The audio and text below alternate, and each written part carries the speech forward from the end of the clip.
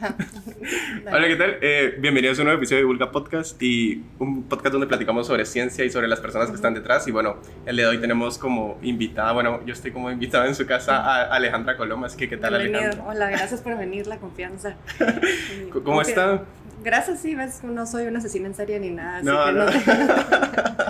Así que la verdad que gracias por la paciencia también y por venir después del COVID, porque te quedé re mal. No se sé. preocupe, pero ¿cómo está, de veras? ¿Cómo le fue con eso del COVID? Pues los síntomas peores pasaron rápido porque por suerte ya estaba vacunada. Entonces ok. solo tuve como 4 días de lo peor, pero sí me sentía muy mal. Lo bueno es que nunca me bajó el oxígeno, que necesitara oxígeno, sino me mantuve estable. Y luego como 2 semanas con todo, hasta que se me fue el olfato, todo lo demás, pero nunca grave, ¿verdad? Entonces sí, hay que vacunarse.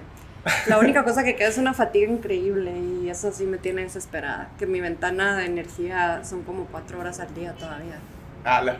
Sí. No, pero qué alegre que ella esté mejor. Y bueno, al final cuando yo le empecé a escribir y todo fue porque, por ejemplo, había platicado con Diego. Y pues yo le pregunté, mire, como, ¿qué otros antropólogos hay acá? Y él la refirió a usted. Y cuando me metí a buscar de usted, pues yo no estoy como muy relacionado con las ciencias sociales, pero hay como un montón. Entonces, bueno, por ejemplo, me gustaría saber cómo inicia su concepto para usted, qué es la antropología, por decirlo así. Bueno, para mí la antropología es bueno, la definición es el estudio de los seres humanos en grupo, ¿verdad? Como cultura, no como individuos, que eso sería más, la psicología se preocupa por los individuos, la antropología se preocupa por los colectivos, cómo piensan, cómo esas ideas se reproducen, cómo existe una moral que se va transformando con el tiempo sin que nos demos cuenta. Hay muchas cosas que son implícitas, que creemos que son naturales y realmente son culturales. Entonces se ocupa de eso y también del tema material, de las relaciones económicas, de las relaciones de poder en torno a lo material y de cómo nuestras acciones están determinadas por nuestras creencias, nuestras fórmulas que tenemos como colectivo, y nos damos cuenta que es cultural cuando vamos a otra sociedad y las probamos y fracasamos. Básicamente es lo que hacemos. Y póngale, bueno, usted se graduó en antropología de la UEG, después sacó su máster igual en antropología y sacó su doctorado en antropología en Bélgica. Sí. Y pongámosle, hay algo bien curioso que, por ejemplo, bueno, está en la descripción de usted, que pone que es etnógrafa con experiencia en Timor del Este. Pero Timor del Este está súper lejos de todo, o sea, está como un poquito arribita, o sea, después vi que ahí estaba en África, pero aún está como bien lejos de África, siento que está como un poquito arribita de Australia. Está arriba de Australia. Entonces, sí. ¿cómo fue su experiencia ahí? Me parece como un lugar muy interesante para ir a visitar. Es un lugar increíble, pero realmente a los lugares, para quitar un poco el mito, he llegado no por necesariamente interés científico, sino por cosas personales. Entonces, a Timor fui porque tenía que hacer una pasantía y tenía un novio que estaba trabajando ahí, por una organización internacional. Y entonces él sabía que yo necesitaba una pasantía y me puse en contacto con personas que necesitaban a alguien pasante. Y así fui. Y la verdad es que lo que me ha pasado muchas veces es que llego a los lugares por razones que son no científicas, pero me engancho muchísimo con la cultura y el lugar. Y Timor fue mi primera experiencia lejos de Centroamérica, que era donde había trabajado hasta entonces. Cuando fui a Timor tenía 26 años. Entonces, estaba bien pequeña. Sí, y estuve ahí como 2 meses haciendo este trabajo de campo para evaluar un programa, y el lugar me pareció, es muy lindo, pero también me recuerda mucho a Guatemala, digamos, es como estar en un lago de Atitlán, pero es mar, así es como lo describo a la gente, ¿verdad? Es muy montañoso, y las personas, los timorenses, son de un fenotipo que es melanesio, y eso hace ellos se parecen a los guatemaltecos. Entonces, si te muestro una foto de mis amigos timorenses, parecen mestizos guatemaltecos. Y eso hacía también que yo creara que existiera como un tipo de disonancia entre lo familiar que parecía el lugar y lo distinto que eran ciertas prácticas culturales, como la comida y como las formas de construir su casa, etcétera. Pero por otro lado tenían una historia muy similar, porque ellos estaban saliendo de 25 años de conflicto con Indonesia, Ellos habían sufrido una represión muy parecida a la que se había sufrido en Guatemala. Inclusive ellos tenían el equivalente de las CPRs allá, y mis colegas en la oficina que eran de mi edad habían tenido experiencias muy similares a las de los guatemaltecos, y eso nos unió mucho. Entonces fue muy fortuito que mi primera experiencia de trabajo de campo en un lugar muy lejano fuera tan linda, y todavía estoy en comunicación con ellos. Ya pasaron 20 años, ¿verdad? Sí, y por ejemplo, ¿qué fue lo que fue a trabajar como netamente con ellos en esa pasantía? Ahí lo que hice fue, ellos habían hecho un programa de empleo temporal para reactivar la economía, porque lo que sucedió fue que después de 25 años de ocupación indonesia, que también estuvo apoyada por los Estados Unidos y todo, es como nuestra historia, ¿verdad? Era muy parecido, en donde también la Iglesia Católica se vio perseguida porque ellos protegían a la gente, eran cosas muy parecidas así. Hubo como un paro absoluto de las actividades económicas porque al Indonesia salir de Timor le prendió fuego a todo, literalmente, para complicarles la vida. Entonces quemaron cosechas, casas, todo estaba quemado. Y estos programas, había dos tipos de programas, uno que era como el del Fondo Mundial de Alimentos, que lo que daba era comida a cambio de trabajo, de rehacer carreteras, reconstruir edificios, y el gobierno de Estados Unidos, que estaba dando dinero por trabajo, y lo que querían ellos era que yo comparara qué era lo que la gente prefería, y es bien fácil, tú puedes adivinar qué prefiere la gente, que le paguen con un saco de maíz o que le den cash. Sí, obviamente cash, creo. O sea, era un trabajo bien sencillo, pero había que buscar como la evidencia, había que validarlo. Ajá, no puede ser como solo intuitivo y ya. Sí, no, yo asumí que era así, pero tenía como 6 semanas para recabar la evidencia y tener entrevistas y preparar un informe, etcétera. Y fue bien interesante porque me moría del pánico de hacer estas entrevistas, porque no sabía, después de que me habían confirmado la pasantía, me había puesto a leer todo lo que había sobre Timor, que era muy poco, y todo lo que había era de Noam Chomsky, entonces yo iba casi a sumarme a la revolución. Y cuando hice mi evaluación en la universidad antes de ir a Timor, me dijeron los profesores: creemos que no te vamos a dar permiso porque tú parece que no vas a hacer antropología, vas como a sumarte a los rebeldes. Lo bueno es que ya no había rebeldes porque ya se habían ido. Pero yo llegaba con como mucha curiosidad, pero también miedo de cómo hago para hablar con personas que no conozco, tan distintas, de un contexto tan desconocido. Y la suerte fue que contrataron a una intérprete que se llama Lili, que hablaba inglés y portugués. ¿Cuál es el idioma oficial? ¿No es inglés? El idioma oficial ahora es portugués, pero lo que se habla, el idioma local se llama Tetum Dili. Entonces ella hablaba Tetum, hablaba Bahasa Indonesia, hablaba portugués y hablaba inglés. Entonces ella traducía, y éramos de la misma edad, con experiencias similares, y nos fue muy bien, pero el trabajo salió gracias a Lili también, y ella luego se quedó trabajando ahí con más cosas. Pero sí, el trabajo fue una evaluación de un programa que se llamaba TEP, me acuerdo re bien, Programa Temporal de Trabajo, y era ese argumento de dar efectivo en lugar de dar comida, porque el efectivo reactiva la economía de una manera distinta. Y pongámosle, todo esto era parte de su doctorado, por decirlo así. Eso era en la maestría. No, todavía no está. Eso era en la maestría. Qué buena experiencia para hacer maestría, sí. La verdad. Sí, y es que eso fue también una suerte, porque era un requisito del programa de maestría, porque es una maestría en antropología aplicada, y entonces no hay tesis, sino una práctica de campo y una publicación.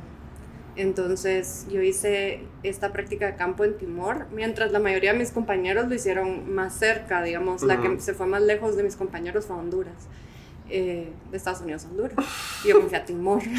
pero fue el universo que me da las oportunidades, ¿verdad? Y los novios, que a veces... Sí, ayudan. Hospedaje gratis. Hospedaje gratis y contactos. O sea, sí, llegar ahí fue un shock, porque además el cambio de horario era tal que el jet lag me hizo que me desmayara. O sea, mi cuerpo no entendió dónde estaba y me desmayé un par de veces. Y era bien ridículo porque solo estaba así. La antropóloga se desmayó, no puede ser. Era muy patético, era súper patético. Esas desmayadas fueron así muy malas, pero luego ya me aclimaté. Y eso fue mi trabajo de campo de la maestría, y luego escribí sobre el rol de las mujeres durante los conflictos armados, que es algo que se sabe en la literatura, pero básicamente es que durante los conflictos los roles tradicionales de las mujeres, que suelen ser más domésticos y agrícolas, se modifican para asumir roles que los hombres tradicionalmente han tenido, como en el liderazgo de los grupos. Y lo que pasó en Timor es que la mayoría de hombres se fueron a pelear, se unieron a Falintil, que era las fuerzas rebeldes timorenses, y las mujeres se quedaron todas organizadas, pero en la vida todavía pública.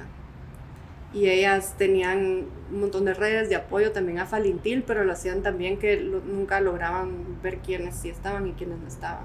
Y los jóvenes también estaban organizados, pero la mayoría de ellos estaban en Indonesia, porque los indoneses los mandaron a educarse allá como para enculturarlos a lo indonesio. Y fue fantástico cómo los timorenses absorbieron eso, pero con la idea de la resistencia. Entonces, al volver a Timor, todos timorenses, ¿verdad? Nadie era amigo de Indonesia, sino todos volvieron a reconstruir Timor. Y es un ejemplo que creo que no leemos lo suficiente y pues, que es muy ilustrativo de cómo un pueblo se puede reorganizar luego de un conflicto, en un lugar en donde también hay más idiomas, hay idiomas locales, hay una vida tradicional religiosa local, ancestral, que se mezcla con el catolicismo. Es muy parecido. Algo que aquí ya no hay mucho, por decirlo así. Pero sí hay. Lo que pasa es que Guatemala, por ser tal vez más poblado, más grande, porque Timor es como del tamaño de El Salvador, no nos damos cuenta, pero esas prácticas combinadas, que decirlo sincrético a veces es como, no sé, volverlo un poco exóticos, pero hay una combinación de prácticas muy vivas que luego del conflicto empezaron a resurgir en la vida pública porque la gente ya no tenía miedo. Y lo mismo pasó en Timor. Entonces, como también un poco el cliché antropológico es que te tienes que ir muy lejos para entender lo tuyo. Y en Timor entendí cosas de Guatemala que no había logrado ver porque estaba muy metida ahí, ¿verdad? Entonces, también parte de, digamos que el reclamo hacia la antropología es que muchas veces, luego de tener estas experiencias, lo que hacemos es volcarnos de vuelta a lo nuestro. Nos quedamos como con ese espejo cultural y no hacemos más con eso, pero Timor sí fue para mí un espejo cultural de cómo había sido la vida de gente de mi generación durante un conflicto y cómo estaban reconstruyendo un país y cómo llegaron a su independencia y a firmar acuerdos de paz y a crear un nuevo estado, ¿verdad? Con un presidente que había sido el jefe revolucionario y demás.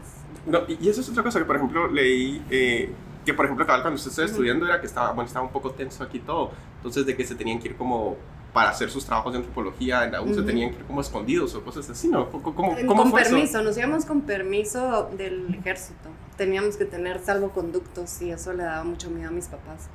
De hecho, a mis papás, el trabajo de campo que más les preocupa hasta la fecha en mi vida es el que es en Guatemala, porque ellos conocen Guatemala muy bien. No conocen Timor ni Congo, entonces tengo la ventaja de que puedo controlar la información que les doy. Pero Guatemala sí conocen, y cuando estábamos en la universidad en los 90 sí teníamos que ir con salvoconductos.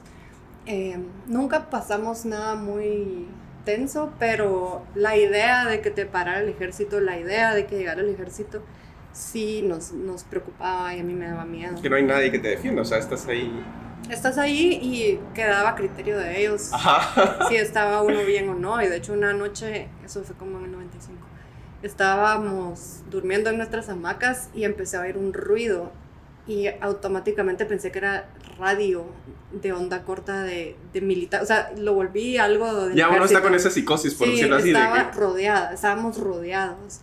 Y me quedé paralizada, pero decía, ¿pero por qué se oye tanto? Y después de un rato me di cuenta que eran ranas. Estaba lloviendo, eran ranas croando y sonaba así como... Y era como un radio. Sí, pero ya está como el pánico de que tiene uno, o sea, que ya para uno puede ser como normal. Sí, yo dije, bueno, que ya se acabó.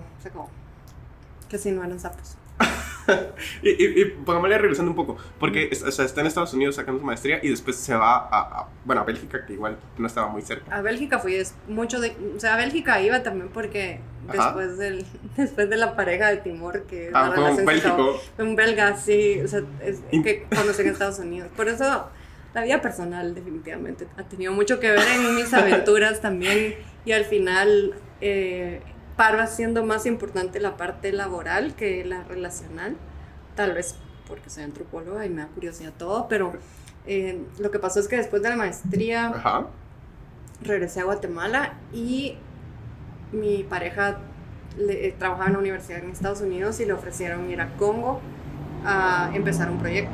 Ok. Y entonces me dijo, bueno, ¿qué piensas de ir a Congo? Vamos a Congo. Sí, qué bonito, nuevo, ¿no? ajá, Parejas así, por favor. Sí, la verdad es que tener parejas así es bueno. Tenían la ventaja de ser más de mente abierta. Entonces, fui a Congo la primera vez en 2004, pero mi francés era muy malo. También sufrí un shock cultural enorme porque yo había leído mucho sobre Congo antes de ir, pero había leído tal vez, la literatura cuenta cosas que la vida diaria no siempre cuentan. Sí, y yo había leído mucho sobre cómo había sido la represión durante toda la colonia belga, los horrores que habían sufrido los congoleños, la forma como se llevó la colonización de Bélgica, probablemente es de las más brutales en la historia de la colonización. No sé si has visto esas fotos de manos cortadas. ¿Esos son del Congo? Ajá, esos son del Congo. Esas montañas de manos cortadas son de Congo. Y yo conocí en Congo personas que recordaban a un abuelo manco que le habían cortado la mano. O sea, no era así como súper... No, era como a finales del siglo XIX. Sí, no está tan... Principios del siglo XX. Entonces fuimos ahí. La primera vez yo no tenía trabajo, entonces estuve como 3 meses, volví a Guatemala. Ajá. Y luego conseguí trabajo con una ONG de conservación de la naturaleza allá, que había conocido en el primer viaje, porque hablo mucho. Entonces, como hablé tanto de la antropología, el encargado se acordaba de mí y me escribió y me dijo si quería ir a hacer ese trabajo. Usted sí, démosle. Entonces dije que sí, ya para entonces mi francés era un poquito mejor. Okay. Igual llegué así a la brava, ¿verdad? Sí, que mejor forma de aprender que sumergiéndose. Sí, aprendí, y yo creo que aprendí muy rápido luego de estar porque necesitaba sobrevivir. Sí. Volví a hacer un estudio socioeconómico de una región muy grande, de un paisaje que dicen que son en conservación de la naturaleza se habla de paisajes como áreas gigantes que tienen características en común. Por ejemplo, en este caso eran manglares, pantanos, ríos y lagos. Es una zona súper acuática. Ajá. Que está entre el río Congo y unos lagos que se llaman Tumba y Tele, y entre el río Congo y el Ubangi, que es el río que está en la frontera con África Central y con el otro Congo. Y ese pedazo había que documentarlo, y en mi cabeza centroamericana era un pequeño lugar que podíamos documentar en 2 meses. Ajá. Y la primera vez que fuimos, primero me dijeron, acá hay dinero y tú... Eran manglares, dijo, ¿no? Ajá, manglares, pero no marinos, sino lacustres. Ok. Y pantanos inundados, o sea, y bosques inundados, que son bosques que... Sí, era complicado como moverse por ahí, parte ¿no? del año, sí, era muy complicado, todo era en lancha. Okay. Casi no se podía caminar, ni hay carreteras. Entonces dije que sí, armamos este instrumento que fuimos afinando con el tiempo, y de hecho sigue siendo mi base para los estudios socioeconómicos en temas de ambiente, que teníamos que documentar en una sola visita todos los usos que la gente hacía de los recursos naturales. Porque el argumento que yo tenía era, la gente depende tanto de su subsistencia de estos recursos que es imposible poner parques que prohíban el uso de los recursos, porque la gente no tiene alternativas. Ajá. Pero como era una ONG de conservación, ellos querían a pura fuerza buscar alternativas. Mientras tanto yo decía, bueno, voy a buscar si hay alternativas, pero... O sea, la ONG quería como aprovecharse de todo. Bueno, no aprovecharse, tal vez la palabra está mal, pero usar los recursos, y usted estaba como, creía que no se iba a poder. La ONG quería proteger los recursos, digamos. De la gente, por decirlo así, que la gente no los consumiera. Que la gente no los consumiera para proteger la fauna y la flora. Ok. En algunos lugares ya había parques, pero en esta zona no había parques todavía, pero había, digamos, bonobos y algunos animales que están como en peligro de extinción. Sí. Pero al estar ahí uno se daba cuenta que simplemente no había alternativas, no había carreteras, no había medios de comunicación. Tomaba semanas llegar a los pueblos. Había lugares en donde, eso fue en 2005, y ya la guerra en Congo había supuestamente terminado hace algunos años, y yo fui la primera persona blanca en llegar a esas comunidades después de la guerra. y la gente... ¿Y cómo es eso? ¿Cómo uno llega solo así como hola? Uno llega solo así hola. Pero la gente está abierta a recibirla a uno. Sí, uno por curiosidad, porque no pasa nada, o sea, no hay ninguna novedad en su comunidad casi nunca, porque están lejísimos, porque están solo pescando o cazando animales o sembrando maíz o sembrando yuca. Y lo que pasa es que voy a retroceder un poco. Entonces, digamos, el trabajo de campo era: compra tu piragua, que es como una canoa larga, que a la que se le pone un motor, que también hay que conseguir. Y arma tu equipo de investigación. Yo no conocía a nadie. ¿Y de dónde sacó un equipo de investigación? Me fueron recomendando. Esto, otros estudiantes de doctorado y cosas así. No, es que ahí todavía no estaba haciendo el doctorado. Yo en ese entonces no tenía ni pensado hacer un doctorado. ¿Qué edad tenía en ese momento? Ahí tenía, eso fue en 2005, 31. Okay. Ajá. Entonces, llegué, la verdad es que el doctorado, después lo podemos hablar, yo no tenía idea, no quería hacer un doctorado, no le veía el propósito. Ajá. Y después le encontré el propósito simplemente porque tenía un tema, pero no era porque me llamaba el tema. Pero para entonces todavía no tenía, el tema surgió durante estos campos, entonces ahí no, era un trabajo de campo que podría haber sido una tesis doctoral. Sí, pero, de hecho sí. Y así me dijo mi asesor, tal vez él se arrepiente porque no le gustó tanto mi tesis como este trabajo. Pero tenía que ir a recolectar estos datos. La cosa es que yo estaba un poco en pánico porque había dicho que sí, pero... Y ya le habían dado el dinero y todo. Entonces ya estaba contratada y ¿por dónde empiezo, verdad? Entonces contratamos a un investigador que lo conocí ahí por primera vez. Ajá. Y luego había un amigo que yo tenía del año anterior, que era una familia amiga nuestra, que era muy buena gente, había estudiado biología. Y entonces, esta es una buena historia. Mi novio me dijo, ¿por qué no te llevas? Le voy a pagar a Ave, a este chico que se llama Albert, para que te acompañe. Y yo, ¿pero por qué me tiene que acompañar algo? No, por seguridad. Qué raro, dije yo, ¿verdad? Porque nadie me va a mandar a un lugar que es inseguro, ¿verdad? Pues y el que me había contratado también era un camerunés profesional. Me dijo, no, anda. La cosa es que contratamos al Albert y a este Bruno, y ya me fui yo a Mandaka, que era la ciudad donde salía el viaje, con alguien que me conocía, que era Ave, ¿verdad? Y toda esa experiencia ya en sí misma era valiosa porque ellos negociaban. En Congo es un país muy pobre y es un país con mucha corrupción pequeña, ¿verdad? Así como de que te quitan 10 pesos por aquí, por allá, por todo, ¿verdad? Y te piden dinero para revisar tu pasaporte, para devolver el pasaporte, para todo. Entonces iba con ellos, yo no hablaba, solo ellos hablaban y hacíamos las cosas. Y al llegar a Mandaka, que es esta ciudad como digamos del tamaño de Quetzaltenango, pero no tiene luz, no tiene agua corriente, solo tiene una cervecería. Y de ahí no hay nada, o sea, son las casas así dispersas y sin muchos servicios. Ahí nos tocaba literalmente, me enteré, comprar el árbol de donde se iba a hacer la piragua. Bueno, qué bonito, qué artesanal, pero qué... No tenía tiempo. Qué tardado, ¿no? ¿Y cómo voy a saber? Yo me decía, mira, escoja tu árbol, y yo, tu tronco, y yo no sé nada de piraguas, ¿verdad? Entonces alguien me asesoró, compramos la piragua, compramos el motor. ¿Y compraron un árbol, literal? No, compramos una que ya estaba hecha, porque okay, yo no iba, a mí no me parecía un lujo poder escoger mi tronco, yo quería la piragua. Entonces compramos la piragua con su motor, se contrataron a los conductores de la piragua, ¿verdad? Que también eran extraños, pero alguien nos recomendó. Pero eran nativos, por decirlo así. Todos eran de ahí, todos eran congoleños, y contratamos a una chica que iba a ser la otra investigadora, que es la esposa, sigue siendo esposa de un pastor evangélico.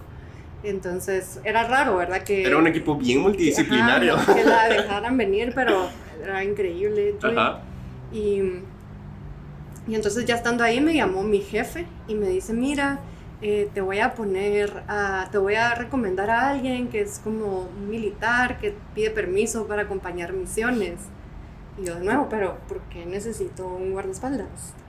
No, es solo por protocolo. Por protocolo. Y yo, sospechoso, decía usted. Pero entonces llega él, se llama Tinda, lo entrevistamos, súper buena onda. Digo, bueno, que se venga a la misión. Me dijo como logístico, esa era un apoyo logístico. Resulta que todos los que me habían dicho, ándate, primero, nunca habían estado en los lugares. Porque al llegar ahí me enteré que nadie había nunca estado ahí desde antes de la guerra. no sabían si todavía había rebeldes. O sea, estaban así en la expectativa. Ajá, solo me estaban mandando y antes de irme como no había señal de celular, o sea, yo me iba a Mandaca, se acababa el celular por 3 semanas. Y no había forma de, no tenían nada. Teníamos un teléfono satelital que me lo dieron descompuesto, entonces no tenía batería, no tuvo batería nunca, que esa fue otra aventura, cómo logré regresar, porque nos quedamos sin gasolina. No, hombre. Porque el trato era que íbamos a llamar, nos iban a llevar más gasolina y dinero, porque necesitábamos dinero local y ahí la gente casi no usaba dinero, solo hacía trueque. Y no había, por supuesto no aceptaban dólares ni nada, sino tenías que tener billetes que equivalen a $1, era lo máximo. Entonces, pero eso fue en ese viaje. Pero todos, ay, qué bien, eres muy valiente, buena suerte. Yo, ¿por qué? Y empezamos a navegar, el primer viaje sí me acompañó otro del equipo y entonces me di cuenta que las distancias eran larguísimas, ¿verdad? Que nos tomó un día llegar a la mitad del camino, al primer pueblo donde íbamos a investigar. Y yo había hecho una selección aleatoria. De los pueblos. Ajá, porque que era lo normal, pero... Y cuando vi el mapa y dije, o sea, había un pueblo aquí, y entonces me di cuenta que después de esas primeras 6 semanas, hice el equivalente de ir de Guatemala a Panamá y regresar en lancha a 10 kilómetros por hora. No, hombre. Eso era lo más que iba nuestra lanchita, era realmente un niño corriendo a la par de la piragua, iba más rápido. ¿Y cuando, por ejemplo, dice que se decían un día en medio camino, pero ¿y dónde dormían en la lancha? Bajábamos en el pueblo que encontráramos, nos presentábamos solas, somos unos extraños que vamos de viaje. Vamos a acampar aquí enfrente de ustedes. Nos da dónde dormir, porque no llevábamos carpas, sino nos daban posada, que es como la tradición en Congo, es el jefe de la localidad. Ajá. Te tiene que hospedar, entonces lo que hace es decir, bueno, quédense en esta casa y saca a sus parientes por un día y te dejan dormir ahí. ¿Y sí les daban posada? Sí, todos. Así súper fresh la gente, ¿no? Sí. Había... Y nunca tuvieron problema de rebeldes y nada. Sí tuvimos problemas de rebeldes en ese viaje. Ahora lo pienso, me da risa porque no pasó nada. Pero como estoy viva todavía. Llegamos, wow. En ese mismo primer viaje, empezó a llover así horriblemente y el río Congo puedes tener hace 1 kilómetro de ancho o más, es como estar en un lago. Okay. Y hay olas, o sea, no es como navegar en un... Es como, bueno, no sé, como el del Amazonas, que a veces es muy ancho, a veces es muy angosto, y así, y va. Ajá. No es como ir en Río Dulce, que siempre es agradable, como un paseo que en siempre, lancha. ok. No, es más como cuando el lago de Atitlán se pone como muy picado, así es el río. Íbamos sin salvavidas, porque yo no sabía todas estas cosas. Pero nadie sabía, porque nadie sabía. Nadie de mi equipo sabía, porque después me enteré que ni siquiera los conductores habían pasado... Por ahí. Ahí sí, pero en otros lugares aplaudían. Y cuando aplaudían, yo, ¿pero por qué están aplaudiendo? Es que nadie aquí conoce, aquí ya vamos a la aventura, me decían. Eso. Ellos felices, ¿verdad? Emocionados de estar conociendo. Y yo, bueno, ¿verdad? Sí, ellos sienten que estoy bien, estoy bien. La cosa es que esa vez empezó una tormenta y había una como vuelta, un codo en el río y solo se miraba el agua. Dije, no, aquí nos vamos a ahogar. Y me dijo mi compañero, vamos a bajarnos ahorita. Nos hicimos a un lado y había un terraplén así de lodo, entonces tuvimos que subir así entre la lluvia en el lodo. Y literal al subir, y lo primero que vemos son unos tipos así armados. Como viéndolos que a ver si lograban subir. Y nos dicen, y yo, ¿qué pasó? Le digo, ¿qué está pasando? Ellos también están aquí por la lluvia, ¿verdad? Bueno. Estaban refugiando por la lluvia. Entonces el jefe de la localidad nos llevó a un ranchito, así en alto, y estuvimos esperando como 2 horas, así todos viéndonos, sin los hablar. rebeldes con sus armas, así viéndonos, y nosotros así. Y yo, si me muero va a ser bien estúpido, o sea, si me muero va a ser bien estúpido, ni siquiera he empezado a hacer el trabajo de campo, era como mi segunda comunidad. Y los rebeldes no les preguntan como qué haces, digo, contrastaban, o sea, su apariencia contrastaba con la de ellos, ahí sí había... Yo era la única blanca, todos los demás eran congoleños, eso fue lo que siempre fue bueno, porque yo era como un ser exótico en este equipo y no representaba como una amenaza, por decirlo así. No, lo aceptaban como la verdad es que creen que las personas blancas estamos locas por las cosas que hacemos. Bueno, sería justificable. Todas las personas blancas, para ellos, tenemos mucho dinero, y sí tenemos mucho más dinero que ellos, no importa que tampoco tengamos, siempre va a ser más que la mayoría de congoleños, y hacemos cosas raras. Entonces yo primero era blanca y luego era mujer, por eso no me reprochaban que no me comportara como una mujer normal. Okay. Que esa es la parte antropológica, lo que es normal para ellos. Sí, usted para mí salía es de otra cosa. Yo me salía tanto ese normal y lo justificaban porque era blanca, ¿verdad? Estos blancos están locos. Y entonces siempre pasamos eso, hubo otras aventuras así, hubo como un par de sustos nada más. Pero mi equipo me cuidaba, ¿verdad? Se volvieron grandes amigos míos, sobre todo Tinda, Abe y Judith se volvieron súper amigos míos. Y me decían, ¿verdad? Me decía Tinda... ¿Quiere más café? Sí, gracias. Me decía, una vez secuestraron mi pasaporte. ¿Secuestraron su pasaporte? Sí, o sea, solo me dijeron su pasaporte porque yo soy el jefe y se lo llevaron. Y ahí donde nos dijeron, aquí vamos a tener su pasaporte hasta que usted muestre que es realmente la persona que dice que es. Pero para eso no sirve el pasaporte. Es que eran las acciones las que iban, supuestamente. Entonces, dale, ¿qué tengo que hacer, verdad? Entonces hicimos como el trabajo de campo con este jefe que fue observándonos. Y al volver me dijo, Tinda, no te preocupes, o sea, yo recupero tu pasaporte, lo voy a recuperar. Y resultó que él era alguien muy hábil, nunca quise preguntar mucho qué había hecho durante su tiempo en el ejército. Fue mi primer amigo militar y probablemente el único amigo militar que he tenido en toda mi vida. Ajá. Y resultó que él era muy buen etnógrafo, que también me da algo de cosa porque puede ser que él en su vida militar haya sido espía y por eso era buen etnógrafo, ¿verdad? Pero ahí es donde se unen las capacidades.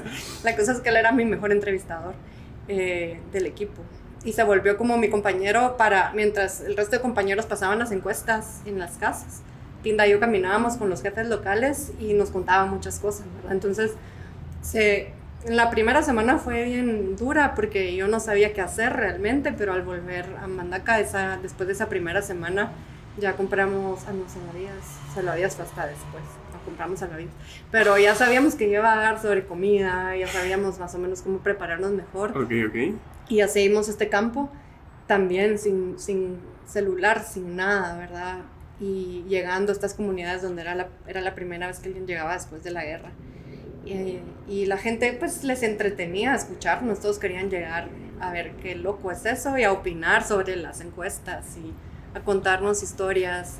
Y entonces fue para mí mi primera, porque Timor no tuve tanto tiempo como para escuchar como la tradición oral, pero en Congo sí tenía tiempo de escuchar la tradición oral porque yo quería entender cómo habían iniciado esas comunidades y cómo se habían asentado en esos lugares tan húmedos. Y entonces en cada lugar contaban la historia y es también un poco cliché, pero se juntan los ancianos y las ancianas y designan a una contadora de la historia. Y así pasó en ese primer viaje, que fueron 6 semanas, que fue ese viaje de Panamá de regreso. Luego me pidieron que hiciera otro paisaje, no porque yo fuera muy hábil, sino porque nadie más lo quería hacer, porque sabían qué implicaba, ¿verdad? Pero ya había hecho el primero y no me había muerto, entonces dije, bueno, voy a hacer otro paisaje, entonces agarré otro gran territorio a entrenar nuevos equipos y al final el trabajo de campo duró un año entero, o sea, un año entero estuvieron los equipos yendo y viniendo de campo y yo yendo y viniendo de campo para completar esas encuestas y hicimos en un paisaje fueron como 300 y en el otro fueron casi 800. Que es como en total como 70 y algo comunidades. Es muchísimo un lugar así en donde las distancias son tan largas. Y entonces los resultados fueron muy interesantes. Se confirmó lo que yo pensaba, ¿verdad? Que eran muy pocos los lugares en donde se podía desarrollar una actividad económica alternativa. La gente estaba muy aislada. Pero, y pongámosle, si quiere hablamos un poco de las encuestas. Ustedes diseñaron sus propias encuestas, todo desde cero. Desde cero, o sea, a mí me dieron un poco de material de lo que ya se había hecho, pero nadie había hecho una encuesta antropológica a nivel de hogar, sobre los usos de los recursos naturales. Usted delimitó todas las variables y todo, por decirlo así. Todo, entonces era una encuesta donde había ciertas preguntas que eran cerradas, que podíamos cuantificar, como por ejemplo la prioridad que le daban a ciertos productos por ser de subsistencia o por ser generadores de efectivo, ¿verdad? Como que las podían vender, como la carne salvaje, el pescado. Luego teníamos pero era una encuesta donde teníamos que ver eso para cada miembro de la familia. Era un poco tardado. Eran como 15 páginas. Y todo lo teníamos en el mismo paquete porque como íbamos entre la lluvia y todo, no podíamos tener mucho. No, era imposible, en esa época ni había tablets, pues, pero no, hubiera sido imposible porque no teníamos cómo cargarlas. Sí, sí. Entonces íbamos con unos lates con las hojas. Era papel y lápiz. Papel y lápiz y solo hacíamos, al llegar a cada comunidad, hacíamos una selección al azar de los hogares. Teníamos una fórmula, ¿verdad? Si son 20 hogares, sí, sí, sí. Uno sí, uno no. Si son 30, uno sí, dos no. Para tener una buena muestra. Para tener una muestra lo más cercano a la autoridad con el poco tiempo que teníamos. Hacíamos, y eso incluía caza, pesca, agricultura y recolección de productos forestales. Y para cada miembro de la familia, prácticas de caza, percepciones sobre el cambio en la disponibilidad de ciertos animales, de ciertos peces, de ciertas plantas, para todo el bosque, ¿verdad? Entonces era entender si había disminuido el porcentaje de coches de monte, la respuesta era sí, de venados, o sea, la carne más deseada obviamente estaba decayendo porque había mucha gente cazando. Y había mucha gente cazando porque la agricultura se había venido al suelo, porque se habían arruinado las carreteras durante la guerra, no había cómo sacar sus productos, los productos se pudrían. Y entonces todo eso lo documentamos para hacer el argumento de no le puedes pedir a la gente que no cace porque eso es su única fuente de proteína. Ajá. Y criar vacas es casi imposible porque hay enfermedad del sueño y un montón de problemas. Entonces hay lugares en donde la conclusión es no hay una solución fin, ¿verdad? Eso es. Y pongámosle, o sea, al final de este trabajo, ¿cómo influyó en su vida, por decirlo así? Porque, o sea, desde experiencia hasta también, o sea, esto le dio como un CV increíble, o sea, imagínense llegar a cualquier lugar y decir, miren, hice esto, es como contratada, sí, pero también personalmente, ¿cómo influyó esto? Sí, eso es cierto, digamos que el trabajo en Congo es la estrella en mi CV. Digamos que en antropología estudiamos los ritos de paso, que es esos momentos en donde entras a una transición de un momento de tu vida a la otra, como la primera comunión, el matrimonio, son ritos de paso, ¿verdad? Okay. La confirmación, o graduarte de la universidad es un rito de paso secular. Y para mí hacer trabajo de campo en Congo fue mi rito de paso de confirmarme como etnógrafa, porque podía hacer trabajo de campo, construí todo desde nada, la encuesta la hice literal desde nada. Teníamos grupos focales también, pero la encuesta la hicimos desde nada, la fuimos validando, la fuimos perfeccionando con mis colegas. Después tocaba vaciar todos los datos. Ninguno de mis colegas sabía usar Excel, nunca había, y no teníamos nada más que Excel. Y entonces también me volví experta en Excel porque yo tenía que explicar cómo, pero era... ¿Y qué año era ese? Eso fue en 2005. Ah, bueno, sí, yo tenía, ¿qué? 7 años, creo. Sí. Tú ya todavía no sabías usar Excel. No, yo todavía sabía. Pero sí, eso fue en 2005, 2006 que hicimos eso. Sí. Explicar cómo había pestañas así en Excel. Me decían, perdí mis datos. Me decía alguien, perdí mis datos. Y decía, no, es que esta es la pestaña, ¿verdad? Y después limpiar datos, que era una cosa eterna porque había nombres locales, digamos, como jaguar, o ahí le dicen... es jaguar la otra palabra, como es jaguar, lo mismo es bueno, jaguar allá tiene otro nombre, pero digamos en Lingala es como en Khoi, pero en cada uno de los idiomas era levemente distinto, entonces tenía que además... O sea, no era como un dialecto en común de todos, no, variaba en comunidad, tiene sentido que varía. Hay muchos idiomas, entonces en un lugar, digamos, en la parte que era de lagos, era generalmente era Lingala, pero en el otro lugar que era Salonga había varios idiomas, entonces en cada lugar teníamos que contratar intérpretes locales. O sea, por ejemplo, tenían que saber de qué forma garantizar que la especie a la que se refería una comunidad era la misma a la que se refería a otra comunidad, a pesar de que el nombre fuera distinto. Sí, y entonces ya había como una guía que habían empezado unos biólogos, digamos, había como unas 20 especies ya identificadas con su nombre científico y el nombre local, pero había unos en donde teníamos que verificarlo con fotos. Les enseñaban y todo. Sí, y entonces eso lo implementamos más tarde, y luego cuando después añadimos una encuesta de mercados para ver lo de la carne salvaje. Ajá. Y había que recorrer los mercados de carne para identificar qué era, con sus proporciones. ¿Y a este trabajo pudieron haber salido como tantos artículos? ¿O solo fue como un súper informe? Fue un súper informe del cual me arrepiento que no sacamos un montón de artículos. Pudieron haber sacado no sé, desde tantas ramas. Sí, los informes esos ahí están, ¿verdad? Están en línea y sacamos los dos de los paisajes de usos a nivel doméstico y también uno sobre la carne salvaje, el comercio de la carne salvaje. Y mis equipos, la verdad es que estos colegas se volvieron expertos también en eso. Después de eso, la mayoría, varios de ellos siguieron estudiando, consiguieron becas para hacer sus doctorados o siguieron trabajando con organizaciones de conservación. Porque sabían todo, o sea, habían recorrido en el estudio que hicimos más adelante de comercio de carne salvaje, hubo un equipo que caminó 800 kilómetros. ¿Y en cuánto tiempo les llevó a hacer eso? Como 2 meses. Wow. Porque la idea era irnos a donde compraban la carne. Ajá. Y caminar y documentar todo el recorrido de los vendedores de carne.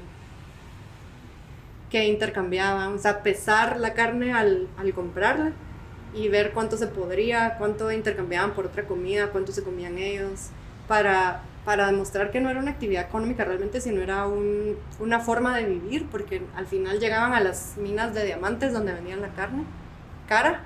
Ajá. Pero ese dinero solo les alcanzaba como para empezar otra vez el viaje. Y entonces, digamos que ahí una de las cosas que aprendí y que aquí en Guatemala lo he confirmado es que es muy miope hablar de actividades económicas desde una lógica de generación de ingresos. Hay muchas actividades económicas que parecen generadoras de ingresos, pero realmente es una manera de subsistir y de darle sentido a tu vida. Porque en Congo la gente lo decía abiertamente, me decía, yo sé que si salgo, digamos, en la ciudad a vender agua pura, huevos duros, voy a generar tal vez lo que invertí, pero esto es mejor quedarme sentada en mi casa donde no voy a generar nada. Y entonces hay otras lógicas culturales de por qué la gente intenta ganarse la vida. Y eso lo comprobábamos con estos comerciantes de carne, con otras actividades, ¿verdad? Pero ¿y como cuáles serían esas lógicas? O sea, literalmente es como vivir para trabajar, ¿no? Solo estoy viviendo y tengo que hacer algo con mi existencia y prefiero hacer todo esto y tener una ganancia de... Y ellos están como en paz con eso. Digamos que más resignados que nada, pero no, ellos son muy realistas respecto a su contexto. Y más que si son padres de familia, me imagino, ¿no? Es como la responsabilidad de sus hijos. Tienen esa responsabilidad y, digamos, en algunos lugares ya se acabó la carne, subsisten solo de yuca, hoja de yuca y unas cuantas cosas más, de insectos. Digamos que la situación allá sí es muchísimo más crítica de aquí, en parte por la dimensión, porque Congo es 19 veces más grande que Guatemala. Y es como el tamaño de México, solo que como en redondo. Y la otra es porque sus crisis políticas siempre, o sea, no hubo ni un momento en donde no hubiera una crisis política en Congo. Entonces es ver, yo a veces uso a Congo para entender cómo en Guatemala se están degradando muchas cosas políticas y sociales, porque veo cosas que vi en Congo hace 15 años o 16 años y de repente las miro aquí y digo, gracias Congo, porque yo tengo vamos mal, ¿verdad? Vamos mal porque poquito. Esto no está funcionando. Y bueno, después de todo esto que cierra como esa etapa del Congo, ¿qué pasa con usted? Cuando estaba ahí me di cuenta que sí podía escribir sobre cómo vive la gente. Ajá. Pero era tal vez como la típica de voy a esta comunidad y extraigo información y hablo de esta gente, mientras que cuando no estaba en campo estaba con mis colegas conservacionistas, africanos, europeos, gringos, y me daba cuenta que yo les presentaba los resultados. Ajá. Y me decían, no, pero es que este parque tiene que existir. Yo les decía, pero acá está la evidencia de que estas personas no creen en el parque, para ellos estos bordes no son los bordes reales. Sí, pero tenían una mentalidad tan fija en que había que conservar, que dije, los conservacionistas también son un grupo cultural con unas convicciones cuasi religiosas sobre la protección del ambiente. Y empecé a tomar notas sobre eso más y más y más, y de ahí surgió la idea de hacer el doctorado. Ajá. Porque le hablé, y eso, realmente la tesis es culpa de mi novio, ¿verdad? Porque yo quería hacer un artículo, y me dijo, no, habla con tal profesor. Hablé con ese profesor y me dijo, sí, hazlo, porque yo he visto lo mismo, y yo era un profesor que había trabajado mucho en Congo, y entonces me aceptaron en la universidad donde le estaba enseñando en esa época, Y entré de una vez a la parte de tesis porque yo ya tenía todos los cursos de la maestría, entonces no tuve que hacer... Yo realmente viví en Bélgica de corrido solo como 3 meses.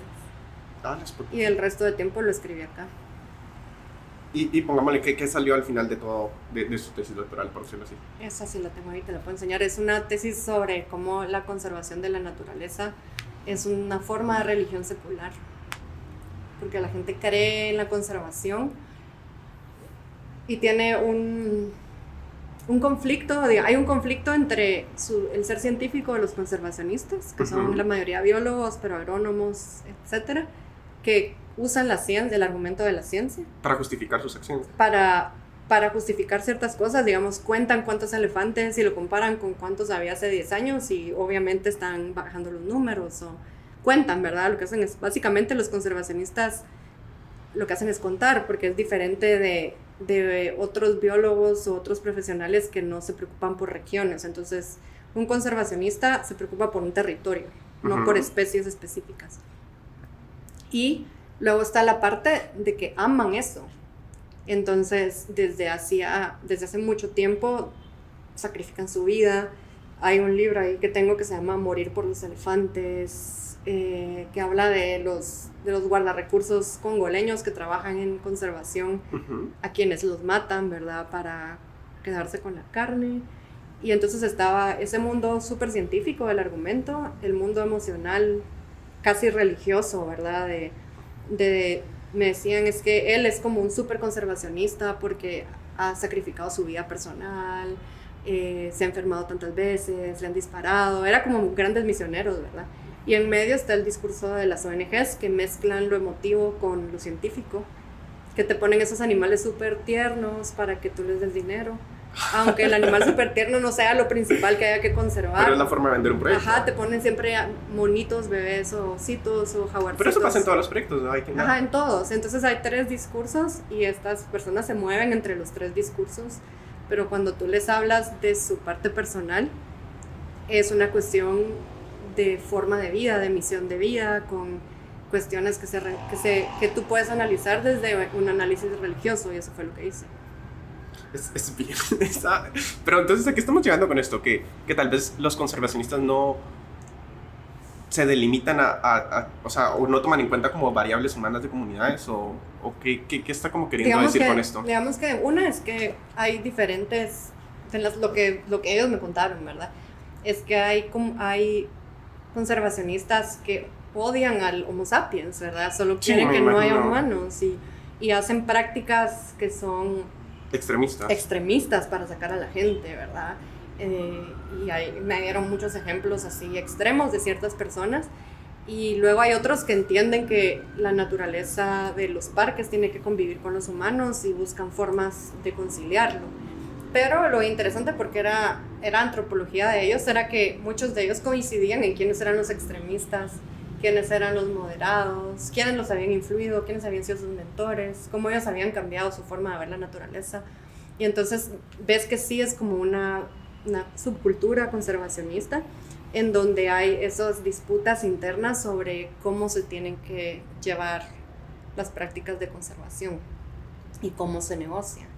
Y entonces a mí me parecía fascinante que... Y hay mucho dinero ahí. Hay mucho dinero, pero fluctúa. Entonces también la lucha por tener los recursos... Por tener los fondos. Usa esos discursos. Sí. Y estudios como los que yo hice eran luego como evidencia para implementar, por ejemplo, alternativas económicas, pero que a mí me pidieron también que hiciera parte de eso. Y cuando iba a hablar con las personas... teníamos que pedirle como a una comunidad pigmea que hiciera su propuesta de miel o lo que fuera, o de yuca, o mejorar la yuca, y tú al verlo sabías que era una necesidad sentida por ellos. Yo tenía que hacer un formulario que fuera comprensible para todo el mundo.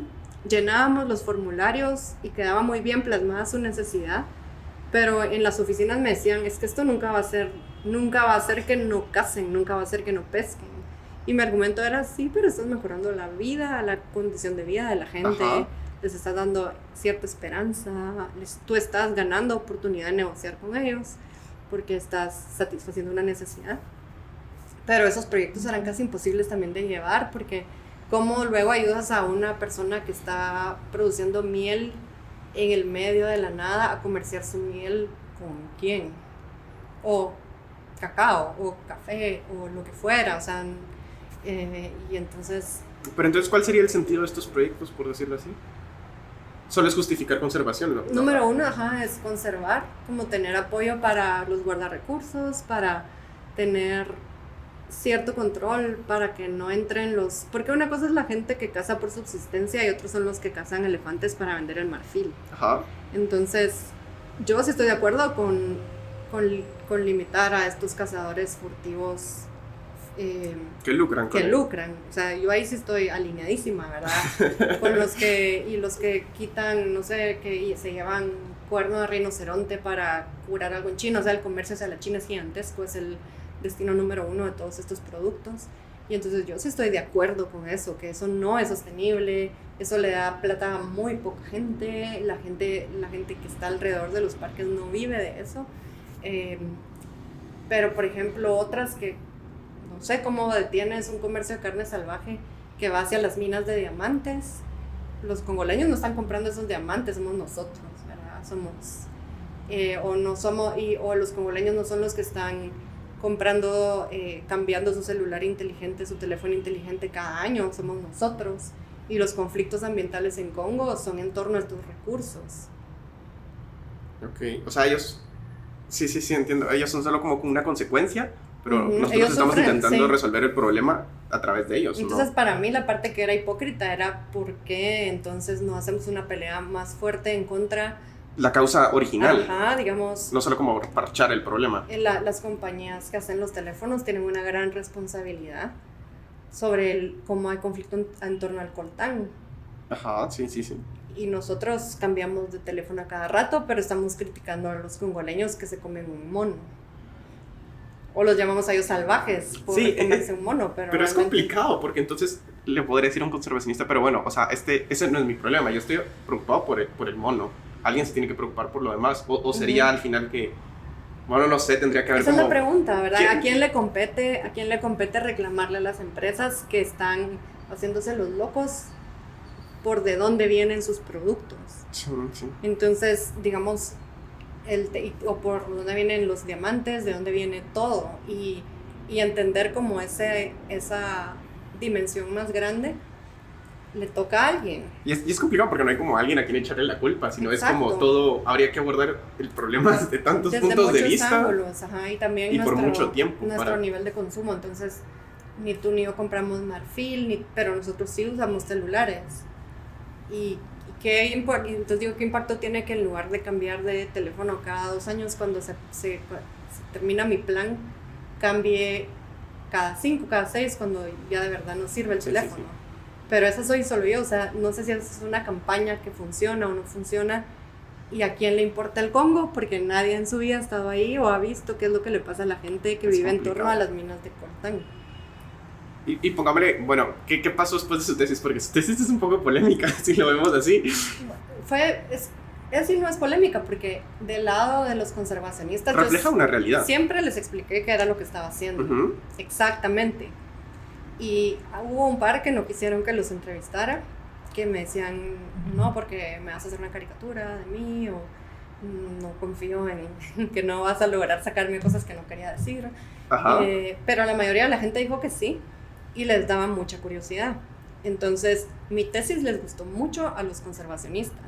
Es palpar un problema que existe en el gremio. Era leerse a sí mismos, y les daba risa o me decían, sí, así es. A los que no le gustó eran los antropólogos de mi universidad. ¿Por qué? Porque ellos creían que yo estaba reflejando como algo muy humano, sin criticar el rol como colonialista de los conservacionistas. ¿A qué se refiere? Como que ellos querían, bueno, mi protocolo me salvó, por eso es que pude defender. Mi protocolo siempre dijo que yo quería entender a los conservacionistas desde su punto de vista, de cómo ellos se miraban, y me lo aprobaron. Y los capítulos se mantenían igual, ¿verdad? Eran capítulos que seguían como un formato bíblico de Génesis el despertar, las conversiones. Eso tesis está en línea. Ajá, sí, está en línea. Okay. Las conversiones, como la conversión paulina, una conversión lenta, todo lo tenía estructurado. Cuando yo mandé ya al final, porque hubo muchos cambios en la universidad, mi tesis, uno del comité dijo, no, porque tú no estás criticándolos, y lo que había que hacer había que deconstruir la mente colonial conservacionista, que sí, la conservación tiene muchos elementos coloniales, pero esa no era mi tesis. Su tesis era exponer un hecho.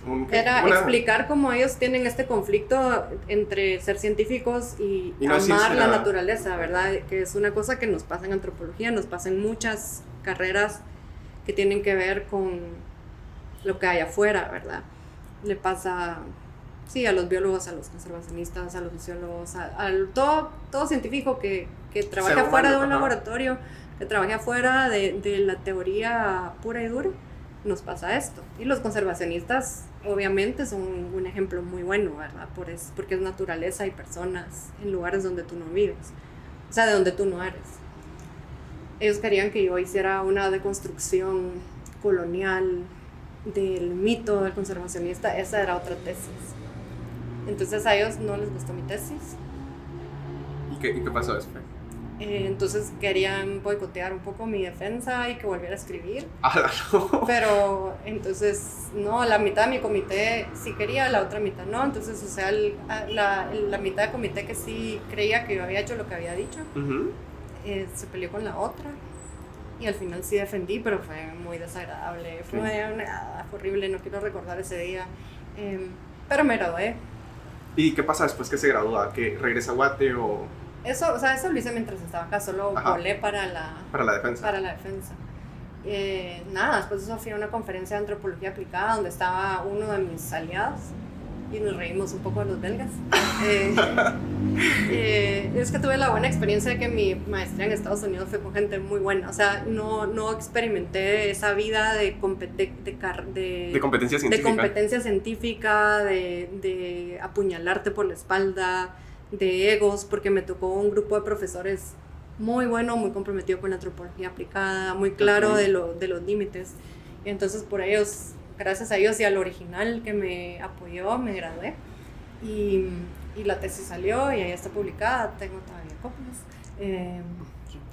Pagué el cóctel, porque en Bélgica uno paga el cóctel al final de la defensa. ¿Cómo así uno hace una fiesta para la gente que para tu comité? ¿De verdad? No quería darles nada, yo estaba furiosa con uno ellos. Hace una fiesta para ellos. Ajá, y es obligatorio. Es tradición. Ajá, es tradición, que Wow, después de tu defensa. Porque lo que pasa es que a ti te dicen, tú mandas tu tesis y te dicen ya lista para defender sin cambios y luego defensa, grandes cambios y después vemos, o rechazada. Y a mí como que un profesor le puso tantos reparos que me tocaba escribir otras cosas, cambiar y luego defender. Y me tardé 2 meses más haciendo eso. Sí, en correcciones, por ejemplo. Pero dije, yo me voy a graduar. Y entonces lo que hice fue que agarré todos sus comentarios. Hice una tabla que era de 15 páginas. De comentario del profesor y lo que yo había hecho. Entonces decía, en referencia a esto, no lo voy a hacer porque en mi protocolo no hice, o en referencia a esto, incluí esta sección, este capítulo, en referencia a esto, agregué otro capítulo. En referencia a esto, fue súper intenso, eran 15 páginas de explicación, con citas, era como una mini tesis.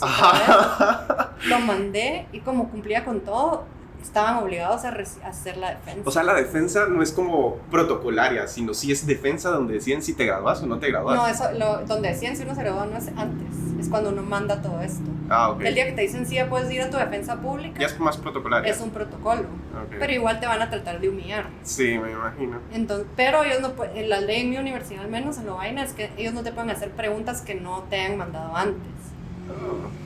Entonces yo ya sabía que me iban a preguntar y yo estaba lista para responder. Pero estaban súper de mal humor, estaban insoportables, 2 estaban insoportables y 2 estaban enojados con nosotros. Y es pública, entonces ahí estaban mis amigos de Bélgica. ¡Qué intenso! Era como 15 personas. Uno de mis participantes, que era como uno de mis informantes principales de la tesis, llegó a verme. Entonces era una cosa que yo quería hacer, que era que fuera disponible inmediatamente a los participantes, pero eso no lo valoraban en Lovaina porque ellos tenían otra corriente, ¿verdad? De trabajo. Sí. Entonces, esa fue la parte más desagradable de todo el proceso, fue ese relacionamiento con personas que no están interesadas en la antropología aplicada, que creen que hay solo una forma de hacerlo, súper competitivos entre ellos, súper padres. Y ya, entonces, como tenía que pagar el cóctel, busqué el cóctel más barato, porque además no puedes solo llevar, digamos, tu cajita con comida, Tiene que ser un evento. Y dado por o sea, tú se lo compras a la universidad. Ah, wow. Ellos tienen su sistema de catering. Entonces vi todas las opciones y había unas que incluían champán y caviar y todo lo demás. Yo no deme dónde está como el tip de cebolla con zanahorias. Y literalmente eso fue lo que di, el vino más barato. Y después de que ya se habían ido todos los que... Y estudiantes que llegan solo por la comida, gente que me había tratado re mal, que había sido súper pesada conmigo, y todas, ¿a qué hora haces el cóctel? ¿A qué hora haces el cóctel? Entonces, diga, acá están tus zanahorias, acá está tu dip, acá están tus panitos aguados, y después de que ya sabía todos los que me caían mal, nos fuimos a almorzar con los que sí me caían bien. Ya en paz. Y ya fuimos a comer delicioso, feliz, a celebrar, y al día siguiente dormí como 24 horas seguidas, solo así colapsé. Qué intenso. Se acabó. Y bueno, si quiere, ya ha pasado una hora así bien rápido, pero si quiere, para ir, regresemos como ahorita, o sea, por ejemplo, hablemos un poco de la Fundación Ishkanul, que usted es directora ahorita y fundadora. ¿Qué es esto? ¿Qué hace esta fundación? ¿Y cómo fue que usted, pues, empezó en este proyecto? Ese fue un salto bien largo, porque después que regresé aquí trabajé en ambiente, trabajé en temas de género, pero me sentía bastante limitada por las cosas que podía hacer y digamos que saturé todo lo que podía aprender de trabajar para una ONG internacional, que me permitió volver a África. O sea, pude hacer muchas cosas muy, muy felices, ¿verdad? De viajar y conocer y hacer más campos, pero ya como que el costo emocional de estar ahí era muy alto. Y para entonces yo ya conocí a Jairo Bustamante, el director de cine. Sí, vio que participó en una... Salió en la película. Sí, salgo en las dos, en Temblores y en eso fue bien random también, ¿no? Sí, totalmente random.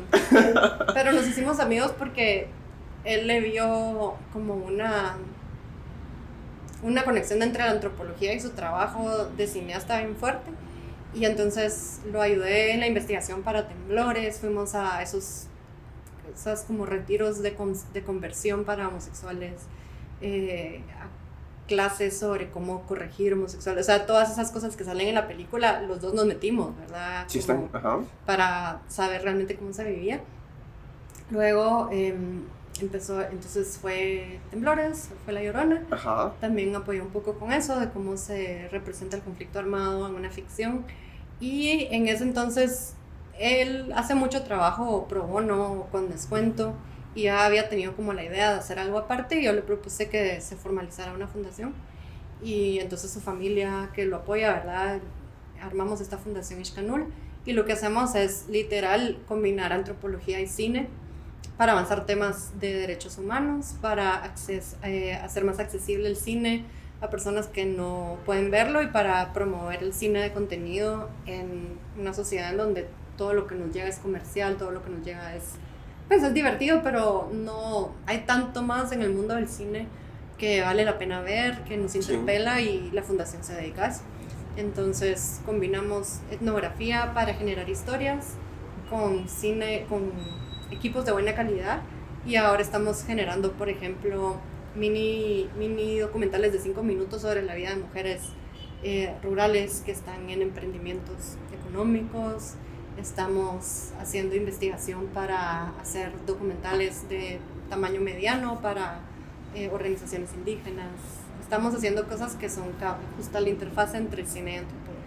¿Y cómo han sentido como la aceptación de esto con la gente, las personas, o sea, bueno, ya desde el público hasta con las personas que participan? Por ejemplo, esto que menciona de los mini documentales con mujeres, ¿cómo se sienten ellas al ser grabadas, por ejemplo? Es bien loco, porque estamos tan acostumbrados a que se entrevista a una persona y nunca vuelve a saber qué pasó de lo que nos contó. Sí. Y también estamos tan acostumbrados que la gente cree que en un taller yo voy a decirles cosas. Y en los talleres que nosotros hacemos, lo que queremos es que ellas nos cuenten las historias. Para aprender. Para aprender y para poder enfocar los mini documentales a sus historias más relevantes. Okay. Y que esas historias sirvan para cambiar la forma como se mide el éxito de los proyectos. Entonces, digamos, lo mismo que aprendí en Congo sobre cómo un proyecto económico no necesariamente es rentable, pero sí es significativo. Acá hay muchos emprendimientos económicos que no van a así sacar a la gente de la pobreza, pero le dan un nuevo sentido a su vida, genera autonomía en las mujeres, genera autoestima porque tienen más control sobre sus recursos, o cosas como que acá en todos los lugares donde hemos ido, las mujeres valoran el aprendizaje en sí mismo, hay un valor intrínseco de la educación. Entonces no es como que todo lo que aprendan le ven un fin comercial, sino que les gusta aprender. Que también parece evidente, pero bueno, no lo confirman, ¿verdad? Sí, como que les gusta aprender. Y entonces hacemos de esas historias, les pedimos que nos hablen de eso, lo filmamos, lo editamos y les devolvemos esos videos. Y entonces, hasta que se miran, nos creen, ¿verdad? Que sí, efectivamente, en serio.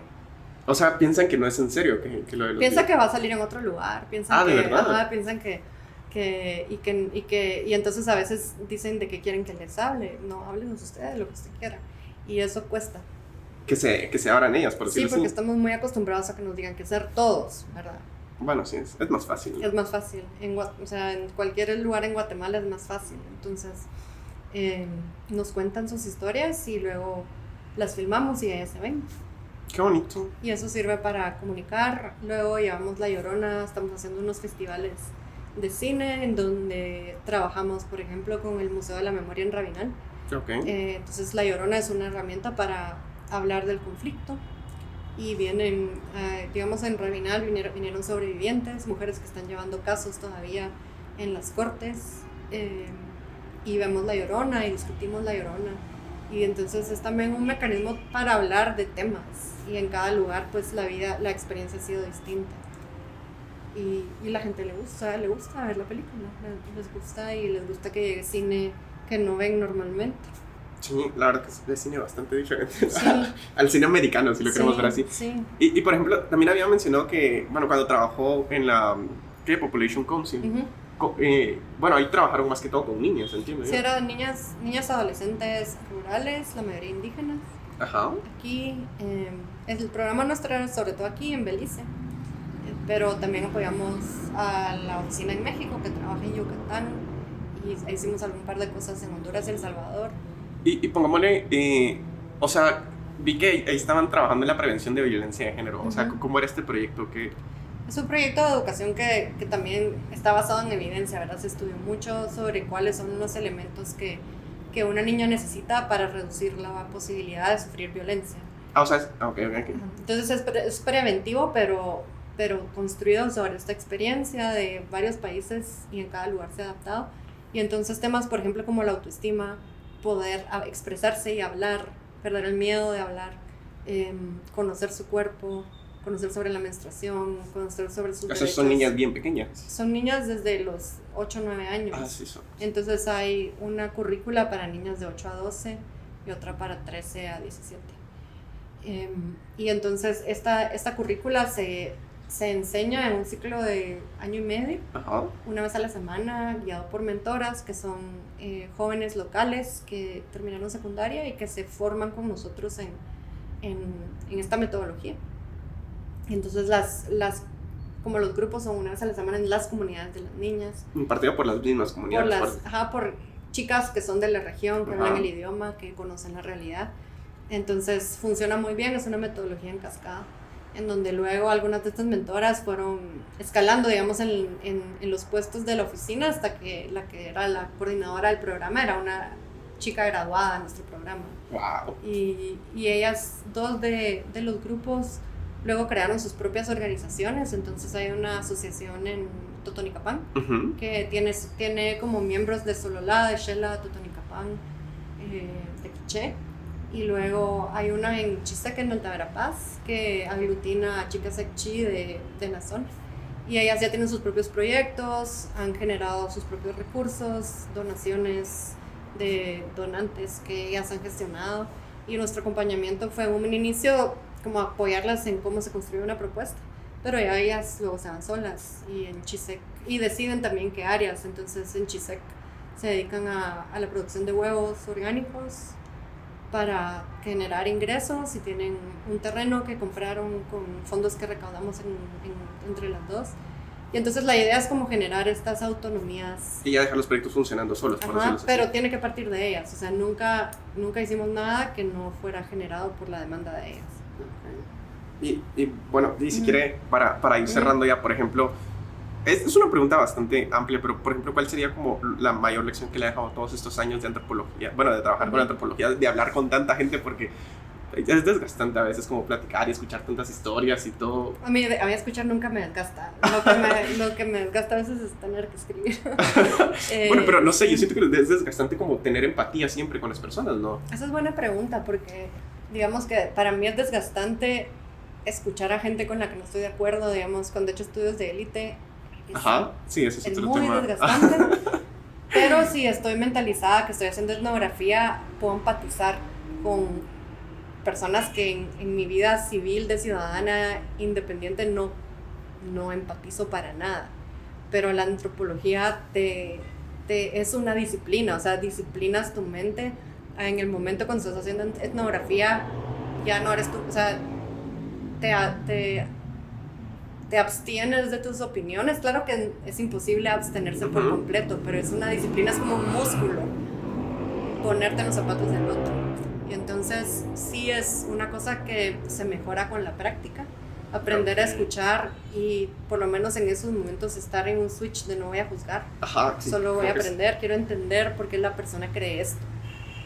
O sea, quiero entender por qué esta persona es racista, quiero entender de dónde viene su justificación. Pero esos son más desgastantes. De hecho, mientras más cercanos a mí son las personas, más desgastante es el proceso de aprender. Mientras más lejanas, no hay una conexión emotiva porque son cosas lejísimas. O sea, sí te entristece el drama humano, pero no sientes como un vínculo directo, ¿verdad? De culpa, responsabilidad, coraje, lo que sea. Pero tal vez la lección más importante es que nunca se quita uno los prejuicios por completo. Okay. Que por ejemplo el racismo implícito que tenemos todos los ladinos o mestizos, como nos querramos llamar, está ahí y está tan metido en nuestra cultura cotidiana que siempre está presente y tenemos que ser muy conscientes, tenemos que tener una disciplina muy fuerte para irla detectando en cada momento, y hay que reconocer que siempre lo vamos a practicar de una u otra manera, ¿verdad? Y eso para mí sí como que a veces me frustra, ¿verdad? Que sea tan difícil, porque Guatemala es una sociedad que está construida sobre esas estructuras de clase, de raza, de género, sexo. Y la otra es que hay temas que te fascinan y está bien trabajar en temas que te encantan. Está bien no querer trabajar con cierta gente. Hay ciertos grupos que, o sea, no tenés que sufrir, ¿verdad? No tenés que hacer ese sacrificio. Hay afinidades que no se explican desde la ciencia. Hay lugares que te atraen más, que te atraen menos, que está bien porque al final uno es, primero que todo, es humano.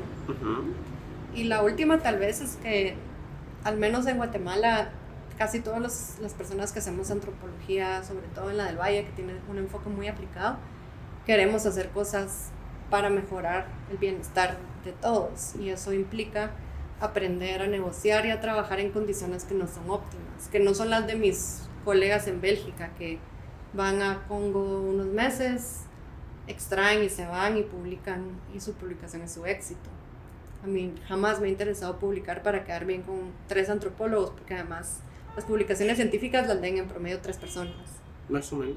¿Verdad? Entonces yo no quiero, o sea, no, hago una de vez en cuando, pero no es el objetivo. No es el objetivo porque no veo utilidad en eso. Pero ¿y cuál sería el objetivo? ¿Un impacto social?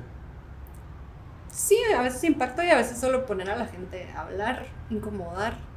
Digamos, estos estudios de élite lo que hacen es alborotar a la gente. Como sacar un tema a conversación. Sí, solo, digamos que la habilidad que creo que la principal habilidad de la antropología es la etnografía, es aprender a escuchar desde la perspectiva de la gente.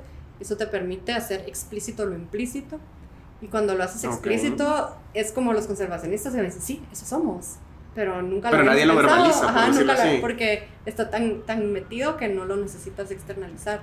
Entonces, digamos que lo que yo llamo el superpoder etnográfico es hacer eso, ya sea para avanzar una causa y decir, miren, todos estamos de acuerdo en esto, o para incomodar, porque pienso que desde incomodarnos cambian cosas, podemos tomar decisiones. Entonces, ya siendo explícito un tema, no hay excusa. Sí, exacto. Y eso es tal vez más que publicar en una revista científica.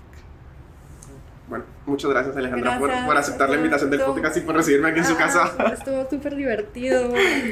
Es también algo como de ego, hablar de uno mismo. O sea, casi nunca hablo de uno misma por una hora, ¿verdad? Entonces, gracias por ser el antropólogo. No, y bueno, gracias a la gente que nos escucha. Sí, y bueno. Gracias. Vean las películas, lean, acomódense. Dejen que la gente se enoje. Sí, por favor. Y bueno, nos vemos la próxima semana. Un abrazo. Gracias, adiós.